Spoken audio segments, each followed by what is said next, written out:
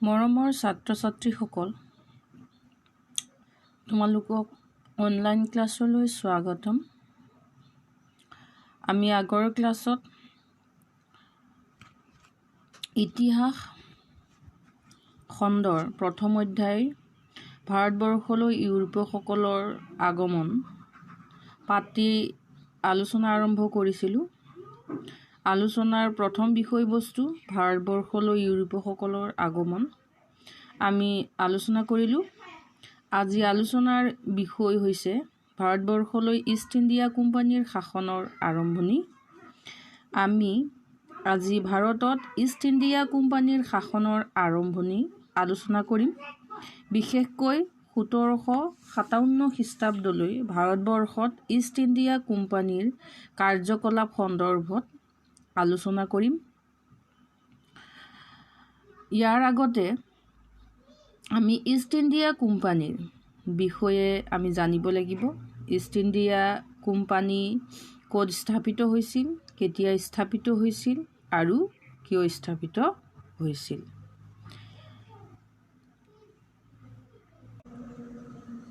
ছাত্ৰ-ছাত্ৰীসকল, আমি ভাৰতবৰ্ষত ইষ্ট ইণ্ডিয়া কোম্পানীৰ সাম্ৰাজ্যবাদ প্ৰতিষ্ঠাৰ আৰম্ভণি আলোচনা কৰাৰ আগতে আমি আলোচনা কৰিব লাগিব যে পৰ্তুগীজ নাবিকসকলৰ দৰে ইংৰাজ নাবিকসকলেও নতুন নতুন সাগৰীয় পথৰ সন্ধানৰ ক্ষেত্ৰত মনোযোগ দিছিলে আৰু এই ক্ষেত্ৰত উল্লেখযোগ্য ব্যক্তি আছিলে ফ্ৰান্সিছ ড্ৰেক। তেওঁ এজন ইংৰাজ নাবিক আছিলে। তেওঁ জলপথেৰে পৃথিৱী প্ৰদৰ্শন কৰিবলৈ সমৰ্থ হৈছিলে 1580 খ্ৰীষ্টাব্দত। এইটো এটা ইম্পৰ্টেণ্ট কথা যে সমগ্ৰ পৃথিৱী জলপথেৰে প্ৰদৰ্শন কৰা ইংৰাজ নাবিকজন কোন, বা ইংৰাজ নাবিকজন হৈছে ফ্ৰান্সিছ ড্ৰেক এইজন, আৰু 1580 খ্ৰীষ্টাব্দত। এতিয়া আহোঁ আমি মূল আলোচনালৈ। ইষ্ট ইণ্ডিয়া কোম্পানী অৰ্থাৎ ইংৰাজ নাবিকসকলে পৰ্তুগীজ নাবিকসকলৰ দৰেই ভাৰতৰ সৈতে বেহা বেপাৰ কৰাত মনোযোগ দিছিলে আৰু এই ভাৰতৰ সৈতে বাণিজ্যিক সুবিধা লাভৰ কাৰণে জন মিলডেন হল ইংৰাজ নাবিক এজনে 1599 খ্ৰীষ্টাব্দত সেই সময়ত ইংলেণ্ডৰ ৰাণী এলিজাবেথৰ পৰা এখন অনুৰোধ পত্ৰ লৈ পোনপ্ৰথমবাৰৰ বাবে ভাৰতৰ ভূমিত প্ৰৱেশ কৰিছিল। তেন্তে আমি জানিলোঁ যে ইষ্ট ইণ্ডিয়া কোম্পানী তথা সেই সময়ত প্ৰথম ইংৰাজ নাবিক যিজন ভাৰতৰ সৈতে বেহা বেপাৰ কৰাৰ কাৰণে ইংলেণ্ডৰ ৰাণী এলিজাবেথৰ পৰা অনুমতি লৈ ভাৰতৰ ভূমিত প্ৰথমবাৰৰ বাবে প্ৰৱেশ কৰিছিল 1599 চনত।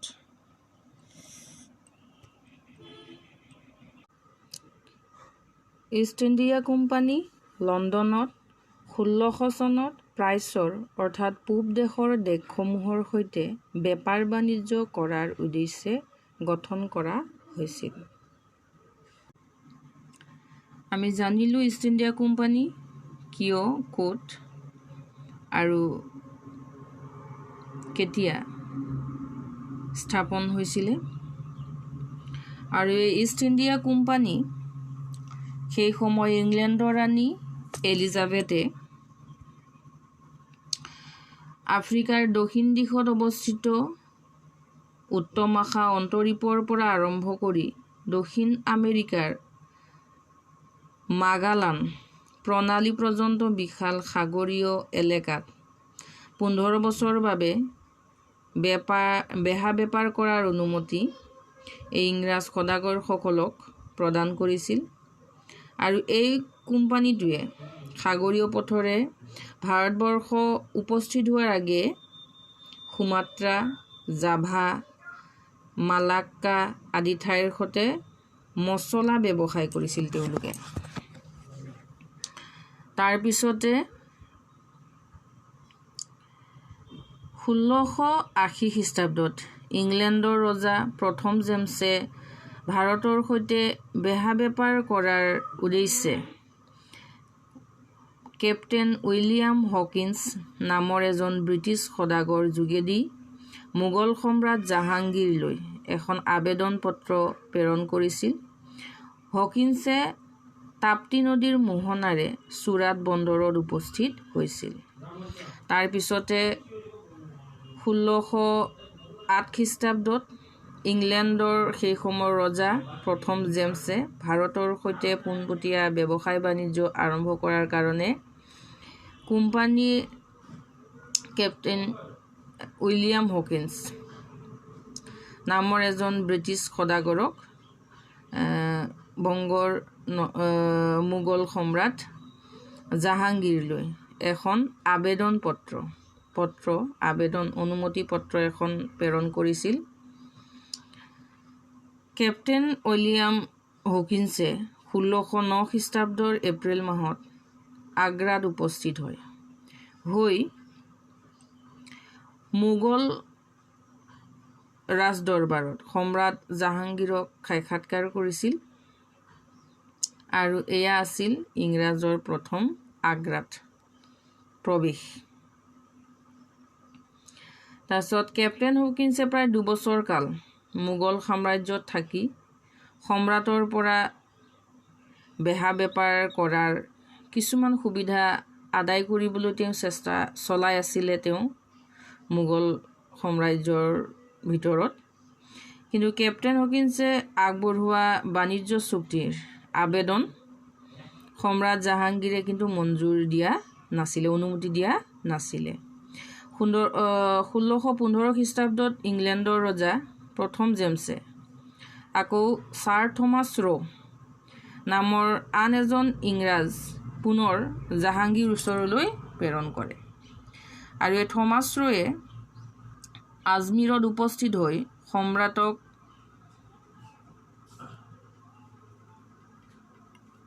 সম্ৰাটৰ সৈতে বাণিজ্যিক চুক্তি কৰিবলৈ বিচাৰিছিল, কিন্তু তেওঁ কোনো ধৰণৰ তেনেকৈ বেপাৰ বাণিজ্য কৰাৰ চুক্তি কৰিব পৰা নাছিল। যদিও কিন্তু জাহাংগীৰে ইংৰাজ সদাগৰ সকলক চুৰাটত এটা বাণিজ্যিক কুটি অৰ্থাৎ য'ৰ পৰা ব্যৱসায় বাণিজ্য কৰা হয় যিটো কাৰ্যালয়, এনেকৈ বাণিজ্যিক এটা কুটি স্থাপনৰ কাৰণে কিন্তু অনুমতি প্ৰদান কৰিছিল। অৰ্থাৎ থমাছ ৰয়ে অন্তত সম্ৰাট জাহাংগীৰৰ পৰা এটা বাণিজ্যিক কুটি চুৰাটত স্থাপন কৰাৰ অনুমতি লাভ কৰে।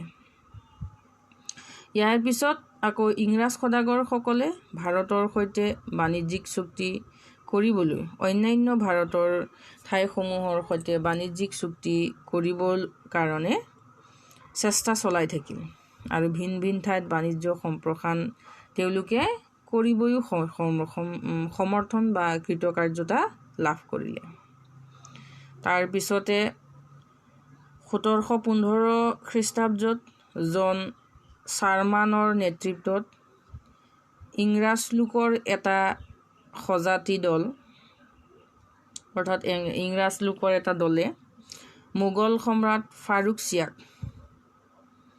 সাক্ষাৎ কৰিল আৰু পুনৰ বাণিজ্যিক চুক্তিৰ কাৰণে এই মোগল সম্ৰাট ফাৰুক চিয়াক এটা চুক্তিৰ প্ৰস্তাৱ আগবঢ়াইছিল আৰু সেই সময়ত সম্ৰাট ফাৰুক চিয়া কঠিন ৰোগত ভুগি আছিলে, এটা দুৰাৰোগ্যত ভুগি আছিল তেওঁ।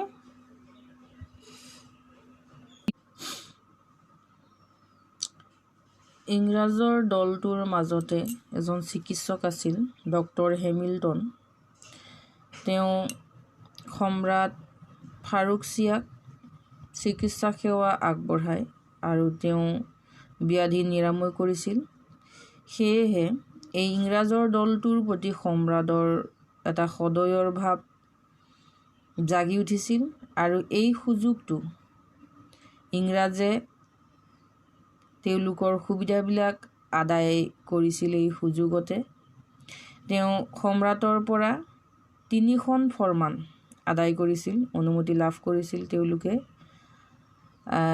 ইষ্ট ইণ্ডিয়া কোম্পানীয়ে সমগ্ৰ ভাৰতবৰ্ষত কোনো বাধা নোহোৱাকৈ বেপাৰ বাণিজ্য কৰাৰ কাৰণে সম্ৰাট ফাৰুকছিয়াৰ পৰা এটা অনুমতি লাভ কৰে। আৰু ইয়াৰ লগে লগে ভাৰতৰ মাটিত কোম্পানীয়ে নিজৰ ভৱিষ্যত অৰ্থাৎ ব্যৱসায় বাণিজ্য কৰাৰ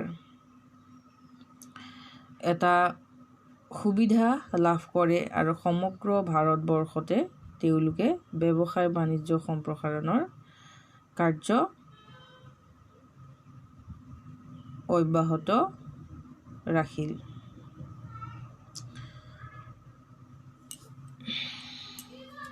তাৰপিছতে আহিল 1611 খ্ৰীষ্টাব্দত গোলকুণ্ডা ৰাজ্যৰ চুলতানৰ পৰা কোম্পানীয়ে অনুমতি লৈ পেলাই মছলিপট্টমত এটা বাণিজ্য কেন্দ্ৰ স্থাপন কৰিছিল।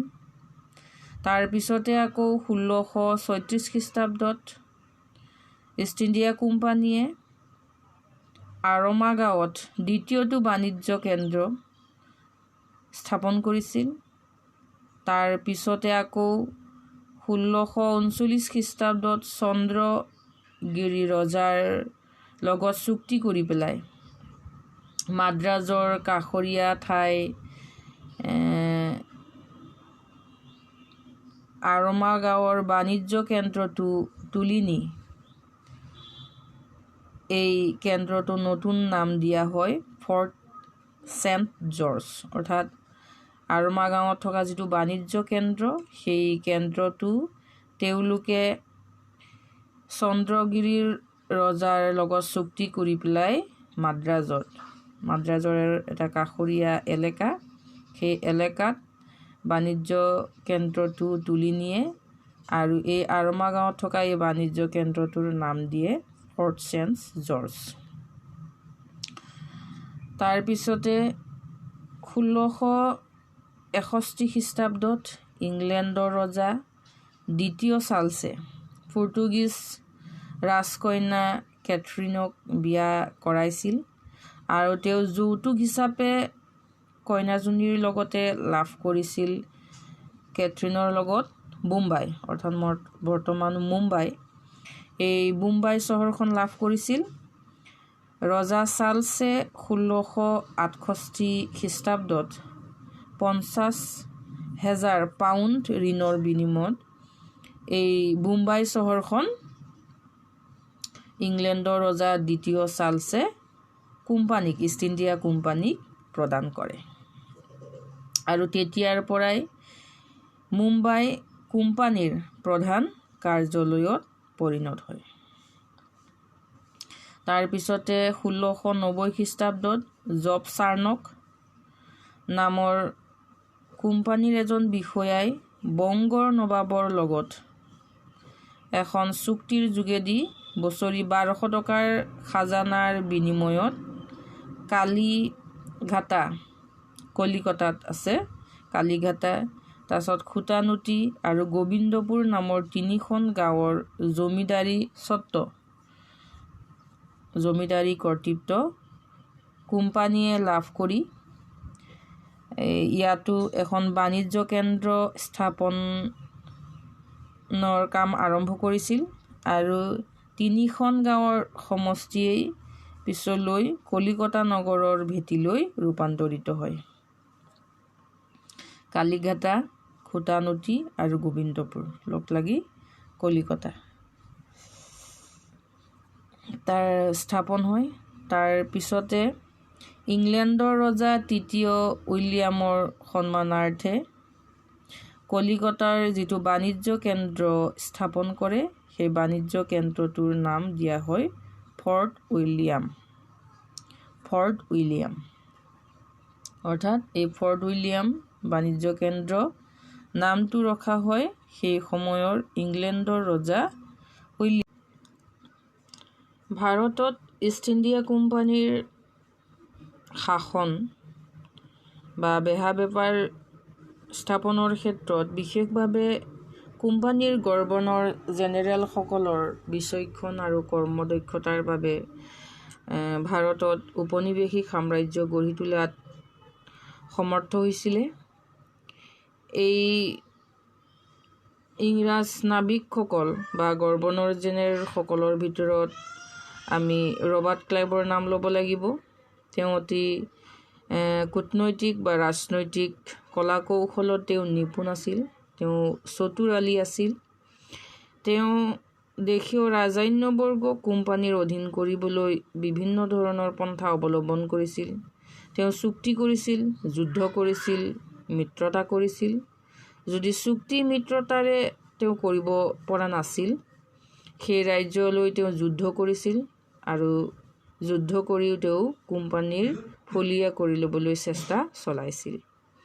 বংগৰ নবাব, হায়দৰাবাদৰ নিজাম, তাৰপিছত আছে আবাধৰ নবাব, ৰাজপুতনাৰ ৰজা আদিয়ে কোম্পানীৰ সৈতে মিত্ৰতাৰ প্ৰতি কৰি প্ৰত্যেকেই নিজৰ নিজৰ কৰ্তৃত্ব বিসৰ্জন দিবলগীয়া হৈছিল। তাৰপিছতে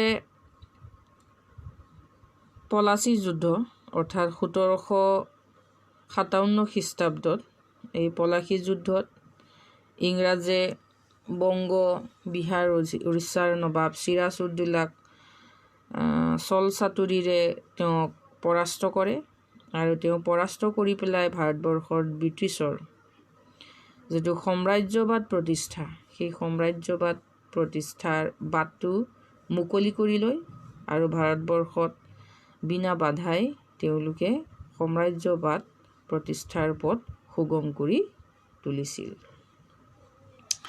এতিয়া আমি বুজিলোঁ যে ইষ্ট ইণ্ডিয়া কোম্পানী ভাৰতবৰ্ষত কেনেকৈ প্ৰতিষ্ঠা হ'ল। আমি এইখিনিতে আৰু আলোচনা কৰিব লাগিব। ইষ্ট ইণ্ডিয়া কোম্পানী ভাৰতবৰ্ষত অকল ব্যৱসায় বাণিজ্য কৰাৰ উদ্দেশ্যেই প্ৰতিষ্ঠা হোৱা নাছিল। ইষ্ট ইণ্ডিয়া কোম্পানী ভাৰতবৰ্ষত প্ৰতিষ্ঠা কৰাৰ বা ইংৰাজসকল ভাৰতবৰ্ষত অহাৰ উদ্দেশ্য মূলতঃ প্ৰধান দুটা বা থিতাপি লোৱাৰ উদ্দেশ্য দুটা। প্ৰথমটো আছিল বেহা বেপাৰ কৰা, ভাৰতবৰ্ষৰ সৈতে বেহা বেপাৰ কৰা, আৰু দ্বিতীয় উদ্দেশ্যটো আছিল ভাৰতবৰ্ষত সাম্ৰাজ্যবাদ প্ৰতিষ্ঠা কৰা। এই দুটা উদ্দেশ্য লৈ পেলাই ইষ্ট ইণ্ডিয়া কোম্পানী আমাৰ ভাৰতবৰ্ষত থিতাপি লৈছিলে বা তেওঁলোকৰ সাম্ৰাজ্যবাদ প্ৰতিষ্ঠা কৰিছিলে। ছাত্ৰ ছাত্ৰীসকল, তোমালোকে বুজি পাইছা বুলি ধৰি লৈছোঁ, আৰু কিবা বুজি নোপোৱা থাকিলে আলোচনাৰ তোমালোকে সুধি ল'ব পাৰিবা। আজিলৈ আহোঁ।